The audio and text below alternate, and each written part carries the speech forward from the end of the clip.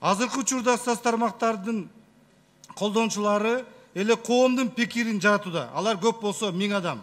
А элдин пикирин виртуалдык коомдон эмес, чынында башка механизм аркылуу билсек болот. Бул референдум. Урматтуу коллегалар, мен сиздерге бул мыйзам долбоорун берем.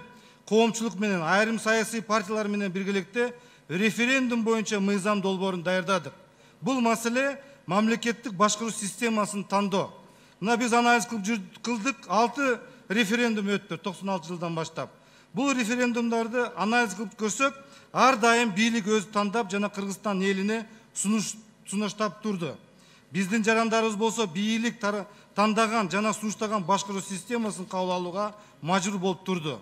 Бирок конституциялык эл мамлекеттик бийликтин бирден бир булагы. Башкача айтканда, мамлекеттик башкаруу системасын бийлик эмес, Кыргызстандын эли гана тандоого укугу бар.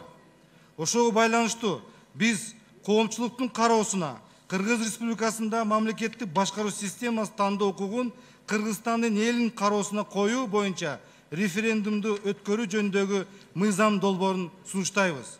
Биз элдин тандоосуна улуттуу 2 суроону коебуз, жана өзү тандасын.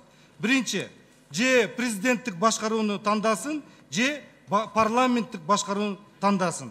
Ошондо Кыргызстан эли мамлекеттик башкаруу системасын тандагандан кийин жаңы конституциянын долбоорун даярдап жана кабыл алсак, мен ойлойм бул туура болот.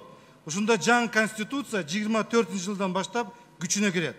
Урматтуу коллегалар, учурда бизге коомчулуктун тарабынан сындар айтылып, таркап кетсин деген сунуштар чыгып жатат. Кыргызстанга парламент кереги жок деп абдан көп сөздөр айтылат. Бирок мен айтат элем, бизге 1 жыл калды. Биздин парламент аягына чейин иштеш керек. Ошо башкаруу формасындагы биздин парламенттагы бир нукка, бир туура багытка биз чечим чыгарыш керекпиз. Ошончо урматтуу коллегалар, сиздерге барыңыздарга кайрылам. Ошол мыйзам долбоорду референдум жөнүндө ар бирөөңөргө биз жөнөтөбүз. Ошо ар бирөөңөр сиздер карап чыгып, өзүңөрдүн оюңарды айтсаңар болот. Мына күзгө келгенде ошол маселеге биз кайра келебиз.